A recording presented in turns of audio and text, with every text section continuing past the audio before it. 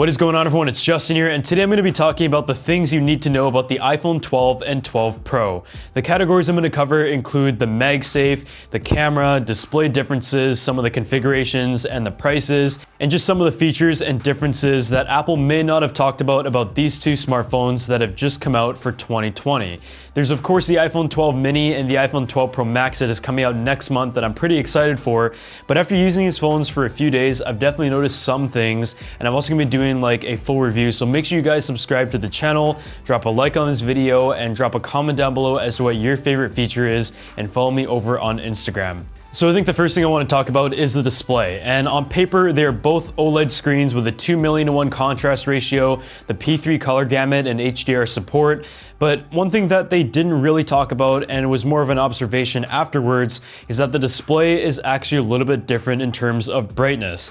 The iPhone 12 Pro has a sustained brightness of 800 nits at its maximum, whereas the iPhone 12 has a sustained of 625. So in just the settings, your max brightness is about 28% less, and for everyday use you're not really going to care about that, but if you're outdoors a lot and have trouble seeing the display in certain cases, then the iPhone 12 Pro is going to be noticeably better in that area. The other thing though is ceramic shield, and it is made by Corning, the makers of Gorilla Glass that they've worked with before. But what ceramic is like a compound or a crystallization process through high temperatures that essentially gives you 4 times more drop resistance. But the thing that you need to know is that it is only on the front and not the back. So you still want to maybe consider some cases, or like maybe the silicone one or a third-party option, because if you drop your phone on the back, it is going to have the same resistance as last. And from the drop test that I saw, one drop to the back ended up cracking the entire phone.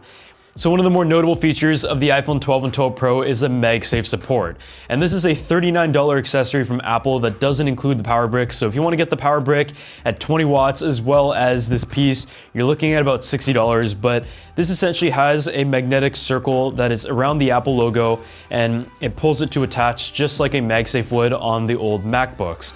And this is able to charge the phone at 15 watts, which is actually pretty fast. And if you just want to use it as a Qi wireless charger, it also works with the Apple AirPods and previous generation iPhones, but at 7.5 watts, which is quite slow. Aside from the speed, the one thing that you will be missing on the previous generation iPhones is the magnetic abilities, but I did notice that on like the iPhone 11 Pro, if I had it like near the area where it should have been, there is like a bit of magnetic or hold, which could have been from either the magnets itself or kind of the soft touch surface that just seems to adhere quite nicely. I think one of the biggest benefits of the MagSafe though is that it solves some of the kind of quirks of using the lightning cable or a wireless charging pad. With a charging pad, you have to have your phone like sitting for a little bit and you can't like take it off. And as someone who is like always on my phone, I just find that every time I plug my phone in for a little bit, whether it is the wired or wireless method, I would like take it off to use it very quickly. And with this, you can just have it here. It is just sort of out of the way, and you can use your phone just as you would. So I do think it is like a nice accessory. Some of the other ones, like the wallet, are not here yet, but I can definitely see myself using this piece quite a bit. So one of the biggest things that everyone wants to know is about the camera, and when it comes to the camera on the iPhone 12, they have made some improvements, but for the most part, if you're comparing it to last year's model, you're not really going to notice like a night and day difference. So you have 3 12-megapixel cameras on the iPhone 12 Pro and 2 on the iPhone 12, and when it comes to the main camera, which is going to be the one that most people are going to use, it is a f1.6 sensor, so it lets in a little bit more light than last year, but when you look at the photos alone, I can say that the differences are relatively minimal. You'll notice like a little bit of extra detail if you really zoom in, and like maybe a bit more light in the shadows, but otherwise I would say that if you have the iPhone 11 or 11 Pro, this is not really your year to upgrade. When it comes to video recording though, you can record in HDR as well as Dolby Vision, and that is great if you're able to consume the content in its full quality. Otherwise, I think one of the biggest areas that we've seen an improvement is in the low light camera. And whether it is the lower f-stop or the LiDAR sensor on the iPhone 12 Pro that gives you faster autofocus, the low light images are an area that the iPhone 11 Pro was good at but could have been better, and I feel like the iPhone 12 and 12 Pro have been able to do that.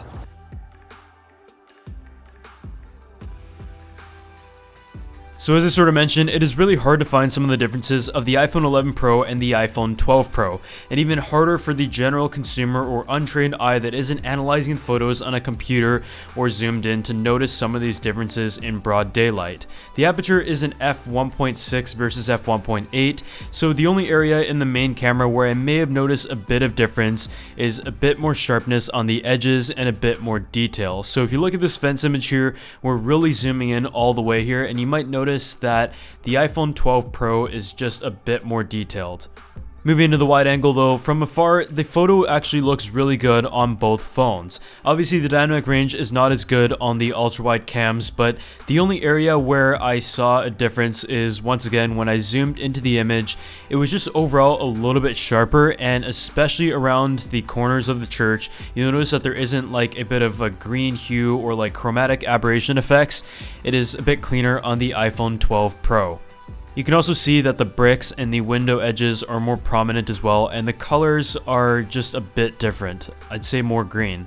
On the sample of the telephone booth though, the iPhone 12 Pro does feel a bit more warm in terms of its color tone, and you can tell from the concrete that it's just like a slight shift, but the red is a bit different. The iPhone 12 Pro definitely has a bit more detail in the edges near the telephone booth, but I feel like this is where like the 0.2 stops of aperture difference does show a little bit, but once again, these cameras are very similar. As for some of the low light images, I find that the iPhone 12 Pro is just overall a bit cleaner, especially if you zoom in or take a look at the edges. The detail save is better, and I also think the color tones are better as well. With the LiDAR sensor on the 12 Pro model specifically, the autofocus is up to 6 times faster in the dark.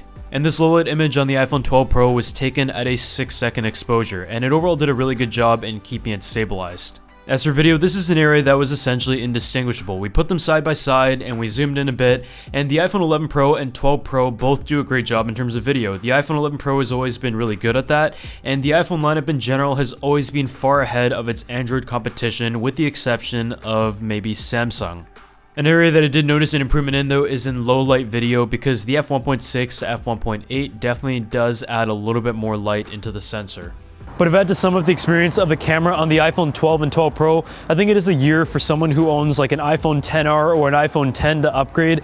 But if you're coming from the iPhone 11 or 11 Pro, then you're probably going to want to wait for the iPhone 12 Pro Max to see any big or noticeable differences in both video and photo. So one of the biggest improvements in my opinion was the battery life in last year's iPhone. The 11 Pro for the first time was a device that I could use an entire day and get like 8 hours of screen on time before I had to go ahead and charge it. But on the iPhone 12 and 12 Pro, the battery life is pretty much the same, and there really isn't a huge difference.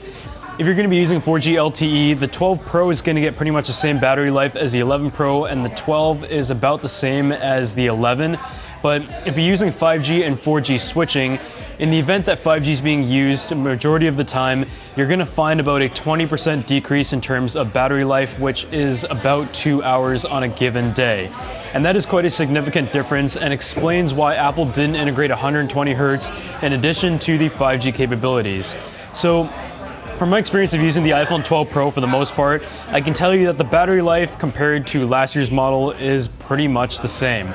And I think for the general consumer that is totally okay, and the ability to charge it up quickly or even use like MagSafe at 15 watts is going to be able to last you without any problem at all. But hopefully in next year's model they're going to increase the battery size, because with 5G and 120 Hz that is definitely going to be a heavy consumer. So the next thing is kind of like a pre-sale thing, but that is when it comes to storage and pricing. The iPhone 12 starts at a price of $799, but Apple kind of did something a bit sneaky here, and the only way you can get it at $799 is if you buy it from a carrier, whether it is Verizon, T-Mobile, Sprint, or AT&T. If you want to get this phone fully unlocked, it is actually at a price of $829, and that $30 price jump does apply to the 256 gig model as well. On the other hand, the iPhone 12 Pro starts at a price of $1,000, but it comes with 128 gigs, which is double of what you get on the iPhone 12, and you also get some of the other features such as the additional camera, the LiDAR sensor, and also the brighter display. You also get millimeter wave support if you're in America. So when you look at it that way, the price difference is $170, and with all those features added and even the double storage, I feel like that makes the decision much harder, and that these two phones are more similar than you might think. If you want to get 128 gigs on the iPhone 12, it is $50 more, which makes the price difference between the 12 and the 12 Pro for the same amount of storage $120. So another big talk about the iPhone is 5G, and not only is it a very marketable approach for Apple from the consumer standpoint, but it also took away a feature that many people in the tech industry wanted, which was 120 Hertz displays. And pretty much the only reason why Apple didn't do 120 Hertz was because 5G consumes a lot of power, and you either got to have one feature or the other, and 5G seems to make more sense for them in 2020. So in a way, I do feel like 5G is very subjective to where you live. In Canada, only one carrier has 5G support, and even in the US, only certain areas give you the ability to use the full 5G capabilities. When you have the option to use it, it is great. You can have FaceTime calls over HD, but other than that, it is still very much technology that is going to be adopted in the next couple years, and the phone automatically switches back to LTE when there isn't 5G, or even in situations where it doesn't feel like it needs the full 5G performance in order to save power. The 5G feature makes it future-proof, but unless your area really supports that infrastructure and it's something that you have access to right away, it isn't a reason to go ahead and buy a brand new phone. So for someone like myself who lives in Canada, I probably would have chosen 120 Hertz over 5G, at least for now. The other thing that you might want to know though is that the Apple ProRaw metadata and the abilities to change like the ISO and also the white balance on your photos is only on the Pro models. So you don't get this feature on the iPhone 12. You have to go ahead and purchase this model if you want to have that. And for general consumers, you're really not going to care about that. But for someone like myself who loves to edit photos and like use Lightroom and all that kind of stuff, having raw photo abilities is definitely a deal breaker. So that makes the decision very easy. So that is more subjective as to whether or not you really care about that.